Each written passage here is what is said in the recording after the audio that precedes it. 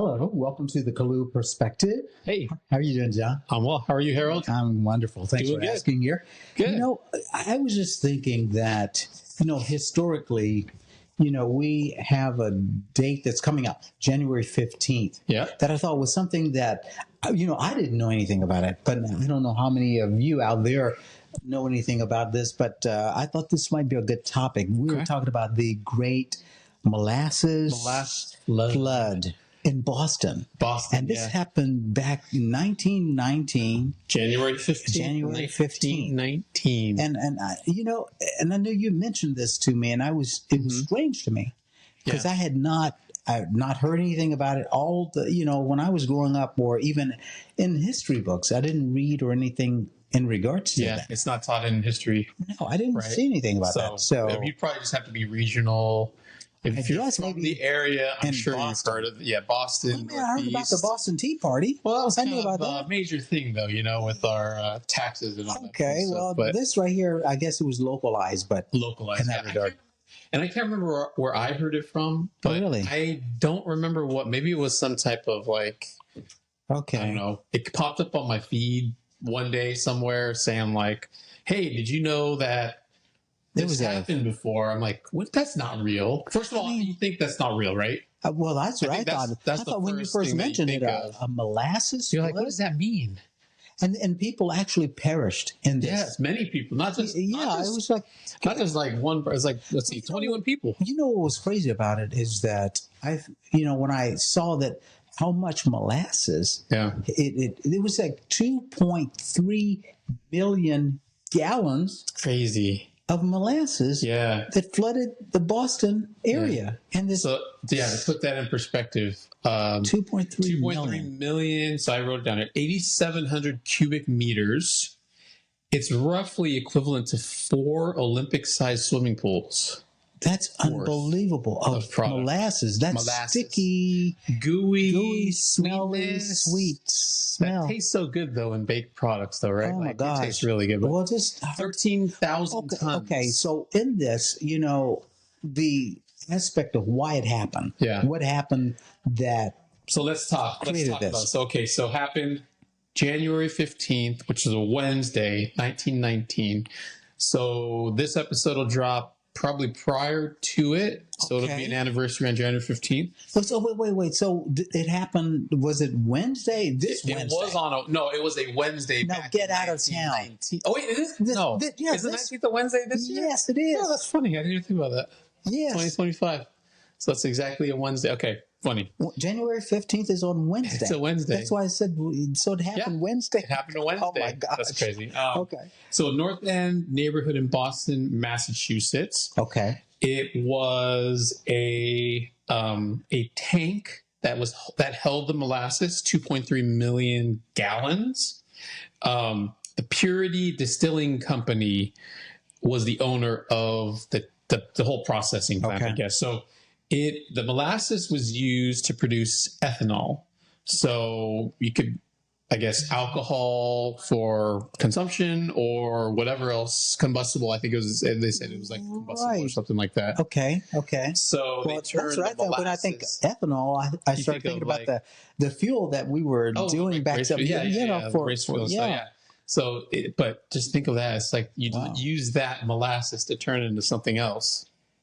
Wow. So that wasn't even the finished product. That's just a raw product they're using to turn it into something else. And this raw product was the one that... So what caused... how could... Okay, it's in a tank. It's in a tank. Okay, so the tank itself, 50 feet tall, 15 meters tall. Okay. And 90 feet in diameter, 27 meters in diameter. So that's huge. I'm just trying to visualize huge tank. That's a massive size. 50 feet, right? Okay, Think of how does stories work, right? For buildings. Right. You're usually 10 feet, 20 feet. I want to say 12. I want to say 12. Feet? I'm thinking like that. So 50 feet. So over 4 stories high of a tank, right? Pretty high, isn't it? And 90 feet is pretty darn big. So diameter wise, right? 27 meters. Okay. Yeah. And they said it was so the things that they found after, right, the tank ruptured and erupted, right? It was poorly constructed. it tested insufficiently. It wasn't leak tested prior to use. So typically you'd leak test something, right? Leak down test. So they were cutting whatever. corners in a sense. It sounds like they were cutting corners on it. Okay. So not leak tested, which is just absolutely mind blowing to me that you wouldn't even test that, because it's, especially in like manufacturing, right? Because you want to keep, you want your product, you want to use every single ounce of a raw material because you're paying for it. Okay. Why would you not test it? Why would you not do all that stuff, right? Just to make sure that you have the right. What about the material that it was used out of? Because it was steel, right? Okay, so it was steel. Yeah, it was some type of steel. But I wrote down here, and it's, again, we'll probably flash a link to Wiki. It was half the what do they call it? Thickness that it should have been. Wow! In order to encase the product and the weight and just the volume that they. So no inspection or anything like that for that side. A lot of different corners, and then they eventually, I guess, at the end of this, there was all these different types of regulations, rules, and process and procedures that came about because of this. Because of that reason, okay. Which typically happens, right? Okay. I mean, something bad happens, people sue, people lose money. Right. They're going to put other processes in place to ensure it doesn't happen again, so that, one, safety, two, don't lose money. So it's just like, to me, it was kind of mind blowing, because I mean, it showed kind of an image. I saw sort of an image of what it looked like. Oh yeah, like before and after. Yeah, well, it was after. You're seeing all of the. But it looks like a tsunami, right? I mean, it did. I'm saying it looked like a flood, but I was, still trying to think molasses. Right. You think of syrup. So just here, the tank burst, molasses, it rushed through the streets at a rate of 35 miles an hour. Okay, that's what I thought I saw, but 35 miles an hour, and 25-foot wave. That's what I was going to ask you, because I saw there was some massive size wave. I mean, can you imagine a wave of molasses coming at you? Well, it's like 35 miles per hour. Yeah, it's a molasses, right? So it's like a brown substance. So what do you think? Like, if I were to see that coming towards, what would you think that was? I'm thinking it's over. Water? I'm thinking it's over. Yeah. Run? Right. Well, for sure, run. We'll think about it. But at 35 miles per hour, how fast are you going to run? That thing is fast, right? Think about it in the car. If you get into an accident at 35 miles an hour, what happens? I'm saying you hurt. You're getting hurt, even though you're not. If you see this wave coming and it's brown, and is sizable, you know this. And if you just think of, if anyone's seen footage of the floods or anything like that happened, or tsunamis, right? That's what I'm thinking. You got so much stuff coming at you, debris. It's not even it's pushing everything at you. So you might have, your furniture and, whatever else, cars and all this other stuff coming at you. We never heard anything about this in history. No. I mean, you'd almost think that would have been something that would have been historically. Yeah, I mean, because it's pretty crazy too. Well, that's what I'm thinking. Like molasses, seriously. Well, see, what was even more interesting is that this wave, it said, was pushing, material and things that were like uprooted. Some of the buildings were uprooted. Right. They got off the foundation. Yeah, how strong does something have to be? And then on top of that, they said that animals got stuck in it. Oh my gosh! Yeah, can you imagine? You're right. And they were saying that the viscosity of it, if I remember correctly, was moving so smoothly and fast that it was difficult to outrun it. And then it thickened up. Right. With the coolness and I thought, so if you get trapped in there, could you imagine? And if I remember correctly, I thought I read it where 21 people perished. 21 people. And like over 150 people were injured. And then probably, they probably didn't account for the, different animals as well. And I'm thinking that these folks were stuck in this. Can you imagine that, being stuck? Death by molasses? Yeah, just what? Sweet and smelling around you. I guess, what a way to go out. It's hard to imagine. And then being trapped underneath it. Well, I'm telling you, you can't breathe. You can't breathe. And then if it were to harden back up, right? Like, right. Well, they were saying that it kind of stiffened up and stuff. Mm-hmm. And it took, anyway. Go ahead. So weather temperatures also, this says, so on January 15th, temperatures in Boston rose above 40 Fahrenheit. which is 4 Celsius, Okay. which was warmer than the previous days. So your viscosity, if everyone knows what viscosity is, it's like the thickness and how fluid something can move through something, or liquids can move, right? The thicker the viscosity, the thicker the product is. But the way molasses reacts is if you heat it up, it becomes more viscous, I guess. You want to say more has more fluid to it. Yeah, fluid action. It becomes more like water, right? Right. But then when you cool it down quickly, it becomes more viscous and it thickens. So it's harder to push, right? Yes. So they're saying is that if it was cold in the days before, right, it turned viscous, very thick, and then it heated up rapidly, it expands. That's okay. So they think, hey, it could have been some of that expansion that burst the tank as well, right? Wow. Because they had if I'm not mistaken, they had a shipment coming in the day before that when you offload the molasses, they actually heat it up so that it becomes less viscous so they can push everything out, right? And it flows quickly. Okay. Quicker. So they're saying that they got, they had that that heated molasses stuff going into the tank with the colder, that was cold and already, hard and viscous or whatever it is. And then when it cools, right, and then it heats quickly, it expands out. So they say it could have cooled down and then expanded out quickly. So you think that maybe it expanded the cool molasses that was already inside of the. That's what they're saying. Yeah, it could right, causing the expansion to go right because it has more. And then the more viscous something is, the more potential energy it has in, which is in science and all that fun stuff. It has the potential to be more dangerous, right? Because it has the potential to expel more energy and go quicker, faster, because it's more viscous than water. It's like 40% more. Okay. So it was just like, almost like like everything always has to be like the perfect storm. Everything that was happening at that moment. Happened, yeah.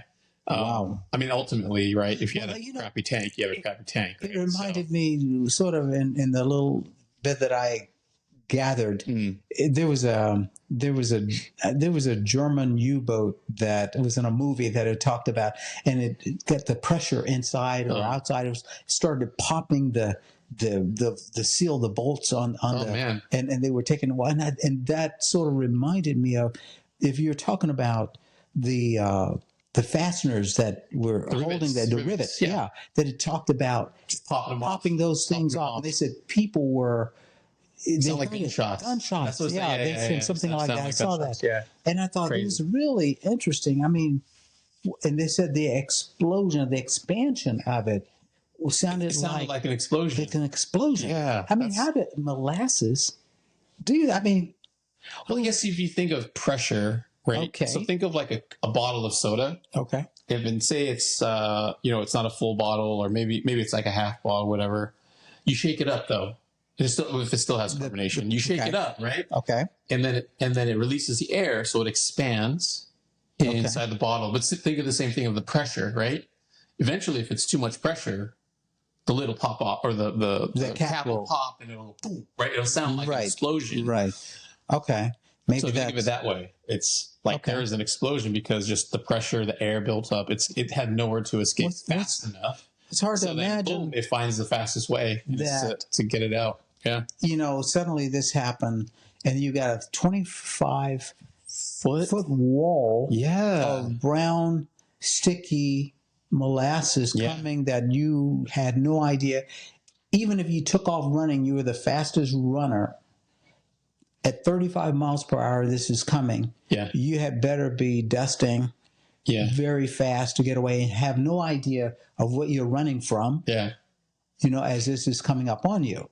Well, what's I'm trying to think too. Like I think when I think of like 35 miles an hour, I think of the fastest sprinters in the world, 100-meter dash. Usain Bolt, remember? Yeah, but what was his top speed? I don't think it was doing. It was 35. I don't think it was 35. I think you're talking Jaguar or something like that running fast. Because I would think it's the high 20s, maybe the low 30s. But can you sustain that? That's a good question. I would love to hear someone tell us how fast That was the fastest someone had ever been recorded. Yeah. Yes. But then again, you got to sustain that for how long? You just can do that for 100 meters? Well, I'm just. you got to keep going.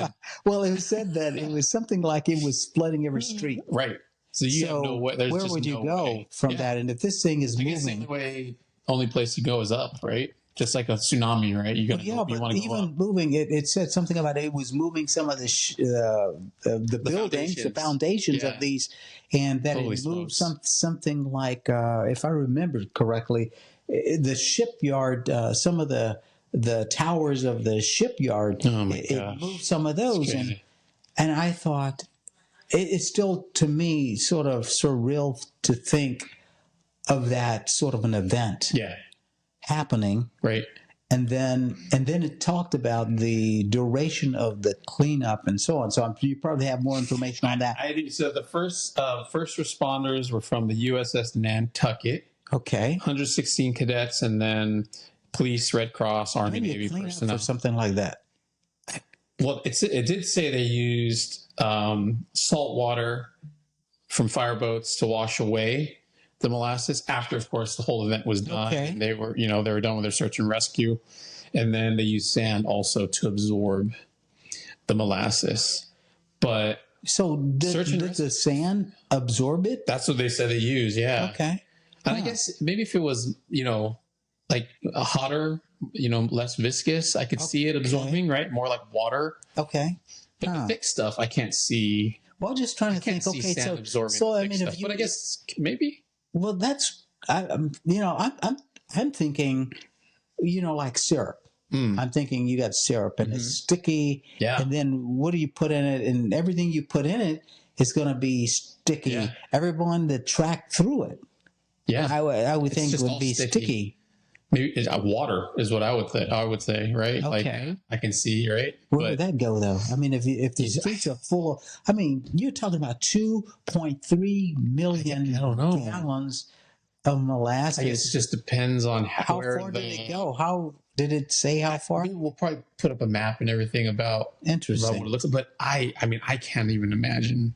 And we should get some photos also and put those up. It would have been really good to have had some photos. I wonder if they had any, like a series of photos. Did you see? I saw some photos before and after. Okay. So we'll put them up on the screen. Okay. And we'll put it up, and like I said, we'll put that link down to our wiki, and just you guys can do a little more investigation. Yeah, because I mean, it's just one of those things where never heard about it. You've never heard about it, and you think there's no way it's sort of. If you think about it, okay, around the 1900s, early San Francisco was on fire. Yeah. Right? Okay. And we heard about that. We heard about the Great Fire of San Francisco. Yep. But never heard about the Great Molasses Flood of Boston. Of Boston in 1919. I wonder how many Bostonians knew about it. Besides, I'm sure they do because I think so. I think they. I know they don't have like a big.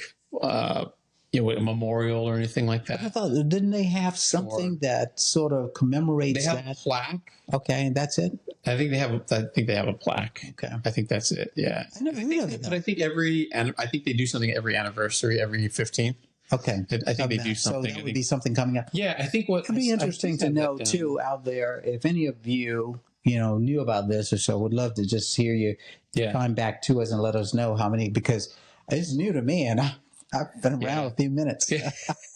Yeah, I think more regional would know. Definitely out here on the West. Right. I mean, never would have heard of this. I hadn't, never. Yeah. No, for the 100th anniversary in 2019. Okay. They did have an event. So they held a ceremony in remembrance. They had to use ground penetrating radar to identify the exact location of the tank from 1919. So it's funny, the concrete slab for the tank is still there. Okay. But it's 21 inches, that's 51 centimeters below the surface.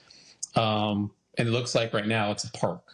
I don't know, I'm sorry if I say this wrong. Langone Park? Okay. Langone. It sounds like Langone. Langone, maybe? Yeah, park. And it's under a baseball diamond. Oh. So people are playing baseball, not knowing that where they're sitting. So what are you going to do with all this molasses that flooded the town. What was the purpose of it? Oh, Did it sell? alcohol. Oh, well, alcohol they converted it into alcohol, right? So it's that company again. What was it called? They're the Purity Distilling Company, and they're owned by some type of company. U.S. When I think of the word distill, I think alcohol. Distilling, okay, I think alcohol. Right around that time, wasn't it like against prohibition or something like that? I don't remember what prohibition was, but yeah, it's somewhere around there. Okay. But this one says just ethanol, but it could be used for, alcohol, consumable alcohol, or what was the other one? Something combustible. Okay, like munition or something like that. Yeah. I always think of something combustible, something like for fuel or for lighting. But, it's hard to imagine molasses being used for fuel. That's what I'm saying. In today's environment, I'm sure this still happens where people are turning molasses into something else, right? Sure. But for what we use it for today would be baking, syrup, to eat. It would be some kind of consumable product. Yes. I'm just still trying to think. I'm asking myself, would I consume that now? Right? Oh, yeah. Oh, man. Can you think about that, though? That's crazy. I guess we probably do a lot more, and we just don't know it. Chemical-wise, if I was a chemist, my gosh, I probably would think. Think of all the other stuff that's in processed foods. Well, because, you think about it. Okay, if you even get into that, you start to think about, you start to think about when you're doing baking. And there's a lot of chemistry in baking. That's true. We never give the baking powder. Yes, absolutely. Soda, and the reaction between the compounds that you're using. And it's like, okay, so I guess when you come back to molasses, I guess you could get away with that.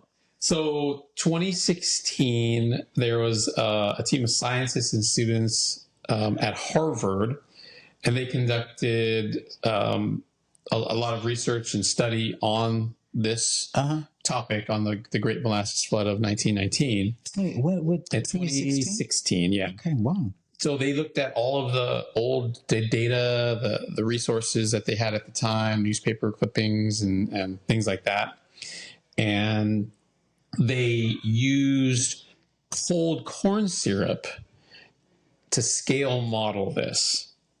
Okay. And they concluded that the reports of the high speed of the flood was credible, that actually happened and it could happen based on their findings. They used cold corn syrup. So I'm sure its viscosity is pretty similar to molasses, but they concluded that yes, credible, like exactly. It's not like they said, they made it up and said, wow, we think it was 35. It's like, it could have happened. Well, here's something, because now, thinking about it, you said that the height of it was like roughly, 4 or 5 stories? 50 feet high. 50 feet. So now think about that. 50 feet, if the tank is 50 feet. If everything comes down. Coming down. That's got to be. Quickly, yeah. The wall of molasses has to be at least 40 or 50 feet high. It's like when the earthquake happens and there's a landslide that causes a tsunami. Yeah. But this is all in one. Like, it's the landslide and the tsunami. Right. How scary is that? That's what I mean. And it happened so fast that even if you were standing there as a sprinter, as we were saying earlier, you wouldn't even have time. Yeah, you wouldn't even have time to dash before it would be upon you. No. And cover it over. So thinking about the 21 people that perished, they probably had no idea in the moment, because if it's moving foundations, building foundation, what would it do for you as a human? Hopefully it's instant. That's what I hope. But you never know. But they were talking about. So anyways, you had some more information on that. No, so that's what. Did it say anything about the cleanup? So the cleanup, they used, again, the salt water, and then the sand, and then they cleaned it up best they could. But again, the local lore out there in Boston is that you could still smell molasses on the hot summer days where there's no breeze. You can still smell the sweetness in the air. Would that be something like, would you say that even in the cleanup that it got maybe, I don't know, but could it have permeated into the ground, some of it? I'm sure. Yeah. Oh, yeah. You got to think it did. Yeah. Then if that was the case, then I would say that probably true. Very well would still be around. Yeah. And well, I guess it's a reminder, right? Yeah, a reminder. And I would say that I guess a crazy reminder. Well, I mean, is it a sweet smell or is it a nauseating smell? Or what? I mean, you know molasses, what I mean? I can't imagine it's not sweet. Well, that's what I'm thinking. I'm thinking, well, on a hot summer day and you're walking through here, you probably start thinking about it. Well, or flour. You think, oh, maybe it's just some sweet flowers or something. I don't know. Oh, interesting. But it's this was one of those crazy history events that you don't know about. No one knows about. I wonder we find some other things that are. I'm sure we could. Not very obscure, and I'm sure we could find things locally too, right? Okay. I'm sure there are things here. Again, we're in California. I'm sure there's some events in California here that we never knew about. They teach in history lessons. To see if we could find something like that too, because this was really kind of interesting. It'd be good to discuss just the local history lessons that people don't know about, those tragedies. Oh, we knew about Paul Revere. Oh yeah, he was in history. He was around the Boston area, wasn't he? He was. Wasn't he? Okay. New York, Boston, somewhere like in that Virginia, neighborhood, around there. It's over there. But no, it's pretty cool to see just the, these are the things that the historical events that people don't know about. Even in the U.S., yes, people don't know about this stuff. That's what I mean. Right. So just to uncover these types of things and that we can talk and discuss. Now we're not getting the crazy amount of details. No, because I mean, it's something that. But it was something that we didn't know about, and when you mentioned that to me, I thought the Great Molasses Flood. Yeah, you probably thought I was joking. It sounded kind of like a joke until I realized that it wasn't. Yeah. And then it was like, okay, well, we want to talk about that and find out how many of you out there would know anything about this as well. So there's just again the changes afterward due to this event. Laws and regulations for construction were changed as well. So as a direct result, requirements for oversight by a licensed architect and civil engineer were put in place as well, so that all of these aspects could get looked at if worst case scenarios happen. See, now that's regular today, right? Yes, that's just normal. Absolutely. Well, now you think about that is historic. Yeah, and I'm sorry to say that we didn't know anything about this in place. Right. Well, crazy. Okay. It's crazy. Well, thanks for sharing that. No, it's like I'm hoping that. Yeah, hopefully we can get into more of these historical events that people don't know about and bring them to light, so we can have discussions about them. I think that'd be interesting. Look for that in upcoming reviews that we have coming up here. So that'll be kind of good for perspective on that. So in any case, I know we're nearly out of our time here, and we always like to end it on a kindness note here. So, a act of kindness. Have you done anything for the new year that yet relegates an act of kindness? For the new year, yes. I mean, regular stuff, a lot of stuff having to do with it. I know I was, there have been some family or friends and family that have been going through some medical things that we were able to help with financially, right? Okay. Hopefully that they can get through some of those things and keep pushing.